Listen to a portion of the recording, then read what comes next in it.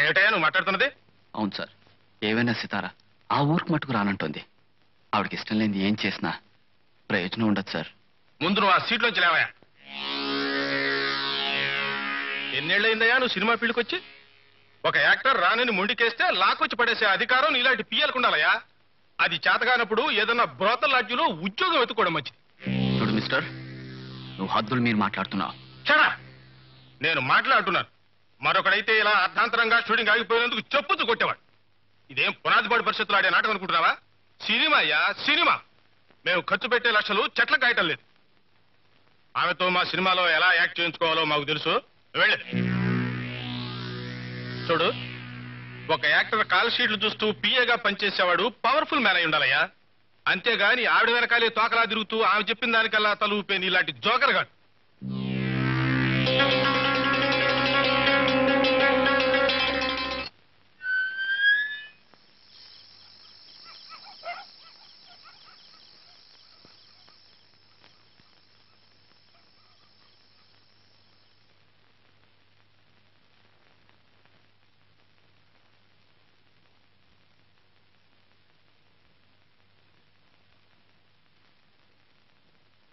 గారు, మీ డేట్స్, మీ అకౌంట్స్, మిగతా అన్ని వివరాలు ఇంట్లో ఉన్నాయండి.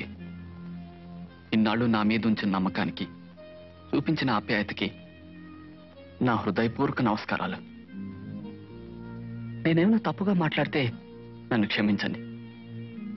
క్షమించలేని నేరాలు చాలా చేస్తుంటాడండి ఈ దేవదాస్. రైల్లో కనిపించిన అమ్మాయిని రైల్లోనే వదిలేయచ్చుగా. ఆహా, తనతో తీసుకొచ్చి తన వృత్తిని సైతం వదులుకుని ఆమెనే ఆరాధిస్తూ ఆమెంటే తిరిగిన ఫూల్ అండి వీడు. నిజమండి, వీడు నిజంగా ఫూల్. చెయ్యని నేరానికి చేతకాని వాడు, అసమర్థుడు, జోకర్ అనిపించుకున్న ఫూల్ అండి. అంతేనా? వీడు హృదయం సున్నితమైంది, హింసను సహించలేదు, ఆత్మవంచని భరించలేదు. ఇంకా ఇలాంటివి ఎన్ని భరించాలో అని భయపడుతూ పారిపోతున్న ఇడియాటిక్ ఫూల్ అండి వీడు. నువ్వు ఫూలు కాదు దేవదాస్, నా ఆప్తుడివి. అబద్ధం, పచ్చబద్ధం. నేనే నీకు ఆప్తుడినైతే మర్చిపోవాలని క్షణక్షణం ప్రయత్నించే నీ వేదన్ని నా దగ్గర దాయం. మనసులో బాధని మంచి మిత్రుడు చెప్పుకుంటే సమస్య పోతుందన్న ఆలోచన నీకు రాకపోదు. నీ గతం ఏమిటో తెలుసుకుని నీకు ఏ బాధ కలగకుండా చేయాలన్నదే నా తపన. స్నేహం కోరే మనసుని, ప్రేమను కోరే గుండెని చంపుకోలేకనే వెళ్ళిపోతున్నాను. వెళ్లే ముందు ఒక్క మాట సితారా, జీవితంలో మంచి స్నేహితుడిని సంపాదించుకోలేనివాడు కేవలం దురదృష్టవంతుడు, కానీ పోగొట్టుకున్నవాడు దౌర్భాగ్యుడు. గుడ్ బై సితారా, గుడ్ బై.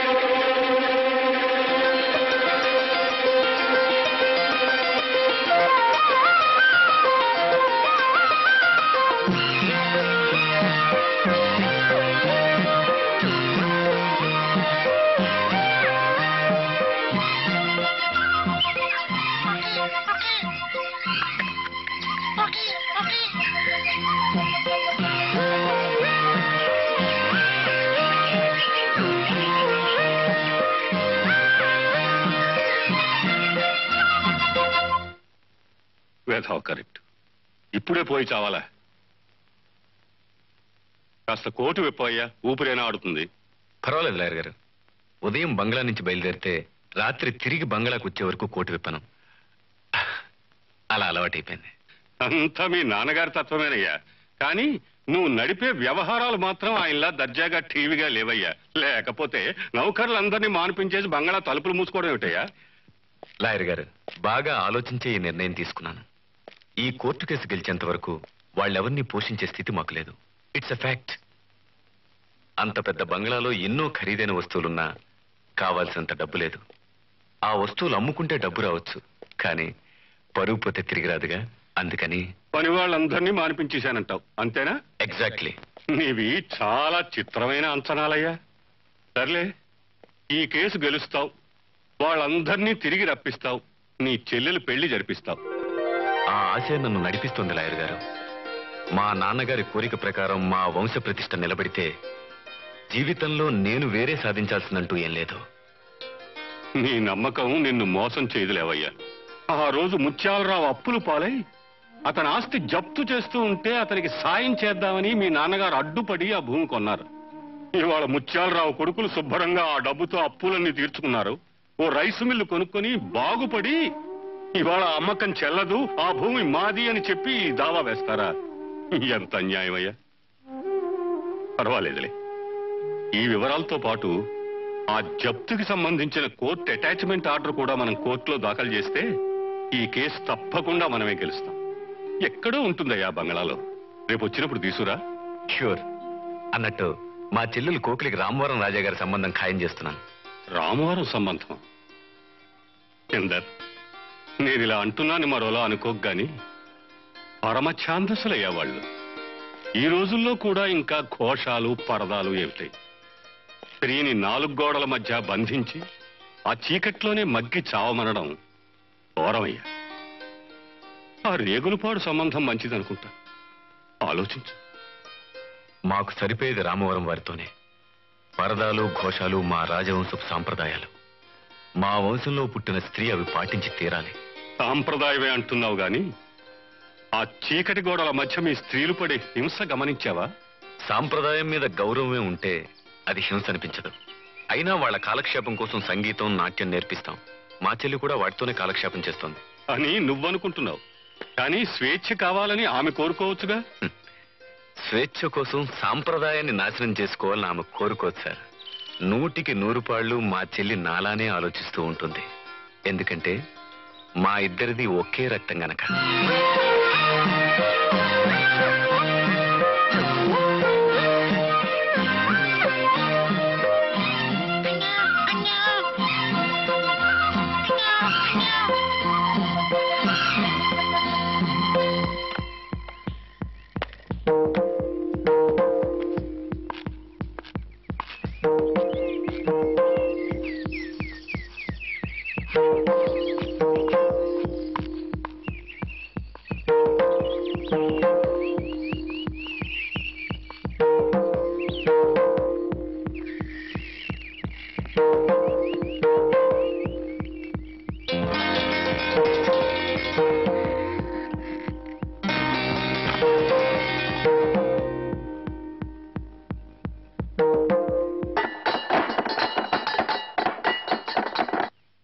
మిస్ అయిందే?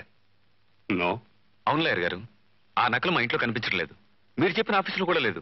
ఇంపాసిబుల్. ఇందులో ఏదో మోసం ఉంది చందర్. లాయర్ గారు, ఆ నకలు అంత ముఖ్యమా సార్? ముఖ్యమా? ప్రాణం. పదండి పదండి, సంక్రాంతి రోజులు దగ్గర పడ్డాయి. కొండ మీద జాతర విషయమై రాజా గారి నుంచి కబురే రాలేదు. అదే పెద్దరాజా వారు బతుకుంటే ఈ పాటికి జాతర జాతర అని మనల్ని నానా హైరాణ పెట్టేసి ఉండేవారు. ఒక్కో తరం మనుషుల ఆలోచనలు ఒక్కో రకంగా ఉంటాయ్యా. ఆ మధ్య మీ రెండో అబ్బాయి ఎలిమెంటరీ స్కూల్ పంతులమ్మని లేపుపోయి రాజమండ్రిలో 7 రోజులు షికారు చేసి వచ్చాడు. నీ వయసులో ఉండగా నువ్వు అలాంటి ఏదో పనులు ఎప్పుడైనా చేసావా? అదే మరి, పాత రాజావారి పద్ధతి పాతకాలం నాటిది. విదేశాల్లో చదువుకొచ్చిన వారి అబ్బాయిది ఈ కాలం నాటి పద్ధతి. ఏమంటావు? ఏమి అన్ను అన్నది ఏదో పొద్దుటే బుద్ధి ఎక్కువ అన్నాను. పదండి పదండి పదండి పదండి అని ఇక్కడ ఆగిపోయావేంటయ్యా? నువ్వు ఉండవయ్యా గోలా. ఏమ్మా, కర్ణం గారు ఉన్నారా? ఏమండి? వస్తున్నా.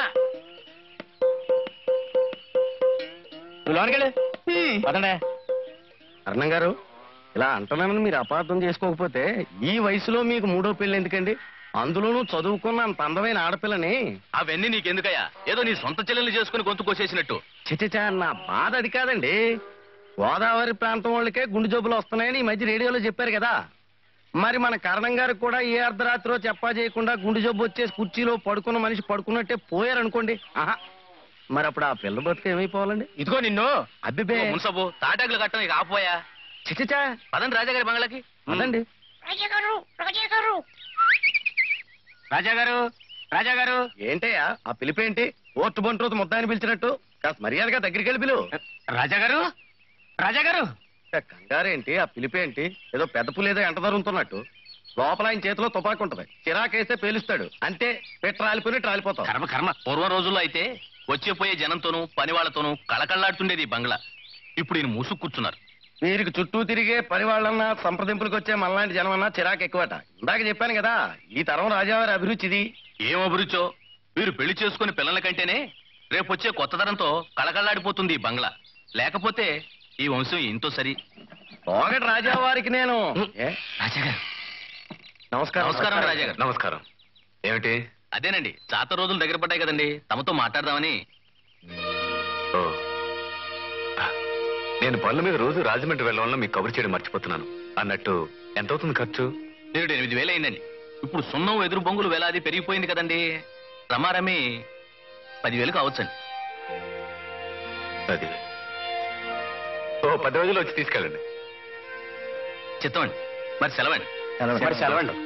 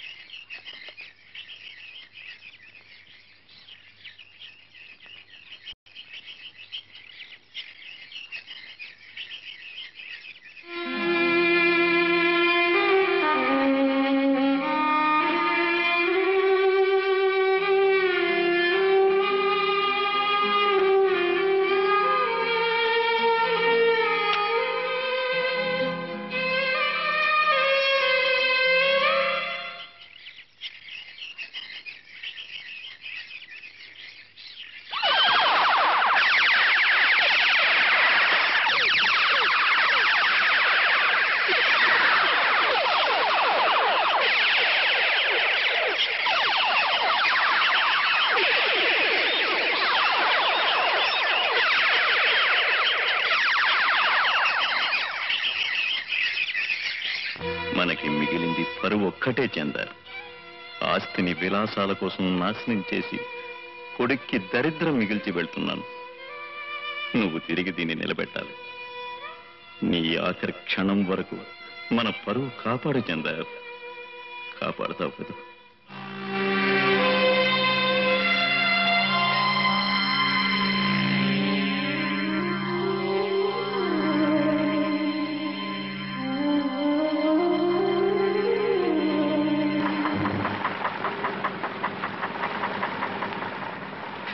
నాంచారి, ఇలా వెన్నెల్లో గోదావరి చూస్తుంటే నా గుండె ఐసు ముక్కలా కరిగిపోతుంది అనుకో.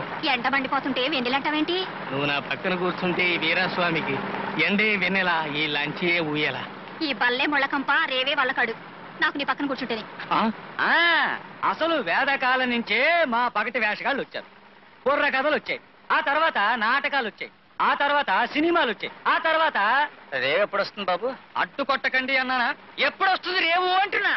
గురుగారు, పగటి వేషాలు కాదు, అసలు నువ్వు ఏ విధ వేషాలు అయితే నాకెందుకయ్యా? ఎందుకులా హింసిస్తున్నావు రాత్రి నుంచి దొరదకుండాకలా? అయ్యో, వర్జంలో బయలుదేరకండి అని మా ఆవిడ చెప్పినా వెళ్ళలేదు. రాహులో తగులుకున్నావు కదయ్యా. మీరే కదండి పైకి రమ్మని పిలిచి ఎక్కడికి ఎడుతున్నావు అని అడిగారు.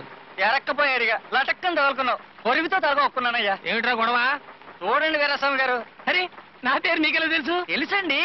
మీ పేరే కాదు, మీ గురువు పేరు గురుమూర్తి, ఆయన కూతురి పేరు నాంచారు. మీలో కొత్తగా చేర్చుకున్న కుర్రాడు లోపల పడుకున్నాడే, వాడి పేరు రాజు. ఇన్ని విషయాలు మీకెలా తెలుసాయండి? చెప్పేశాడండి, వద్దన్న కొద్దీ అన్ని చెప్పేశాడు. రాత్రి నుంచి ఒకటే సోద బుర్ర హీట్ ఎక్కిపోయింది. గోదాట్లో ములుగుతారే కానీ నా వివరాలు నాకు గుర్తురావు. అబ్బా, రేవచ్చింది, నేను వెళ్ళొస్తాను. రాజు, లే పడుకోనివ్వా? నేను లేవనంతే. కదిపితే కసుమంటావు. లేవరా, రేవొచ్చింది. ఆ మూట అనుకో, త్వరగా రాజాగారి దర్శనం చేసుకుందాం. తేరగా తిని తెగబలిశాడు. ఆడందుకుంటాడేంటి? ఇంకా ఎక్కువగా మాట్లాడితే గో మీద ఒకటి అందుకుంటా. ఇద్దరం ఎవరి మొహాలు చూసావా? నీళ్ళలో మీ మొహాలు మీరే చూసుకుంటారు. దిగండి దిగండి. అమ్మా, దూకానంతే.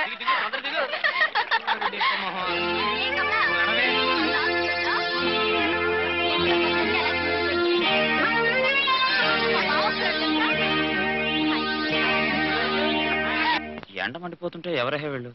గొంతెంత చించుకున్నా గుమ్మం తలుపులు తెరవరు. తప్పు మంది. మన లాంచి పెందరాడే వచ్చేసింది. రాజాగారు స్నానం చేసే వెళ్ళరా ఇది? అంటే ఆయన స్నానం చేస్తే పని వాళ్ళు ఉండరా? వాళ్ళేం చేస్తారు? కాళ్ళకి గజ్జలు కట్టుకుని గెంతులేస్తారు. రాజాగారి స్నానం అంటే నీళ్ళ చాకల సబ్బు ముక్కతో ఓ తోమేసుకోవడం కాదు. కొత్తోడు, వీడికేం తెలుసు రాజాగారి విషయం? మరి ఇంతోటి బంగ్లాలోనూ దాసీలుండ్రా? వాళ్ళేం చేస్తుంటారు? రాణిగారు నిద్ర లేచే సమయం రా ఇది.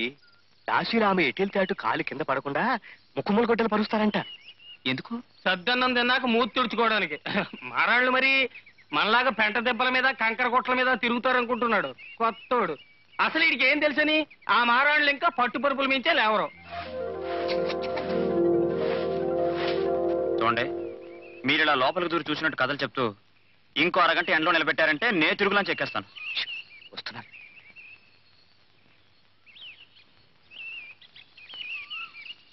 నమస్కారం. దండం ఎట్రా.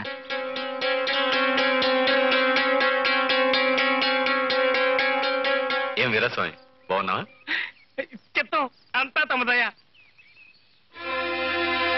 ఎవరసలు? కొత్తోడండి. మా వాడు శివుడి వేషం కడితే చూడ్డానికి 2 కళ్ళు, అమ్మ కాళ్ళు. కొత్తోడు. వేషాలతో తమ దర్శనం చేసుకుంటామండి. అలాగే వెళ్ళండి. నమస్కారం. అసలు ఆ పొగరేంట్రా నీకు? రాజాగారికి దండం పెట్టరా అంటే అంత ఇదైపోతావే? ఆయన ఈ ఊరందరికీ దేవుళ్ళు అంటువారు తెలుసా? వాళ్ళేమైనా కావచ్చు, నేను దండం పెట్టను. గొప్ప మనసుని తెలిస్తే ముష్టివాడికి కూడా పాదాభివందనం చేస్తాను.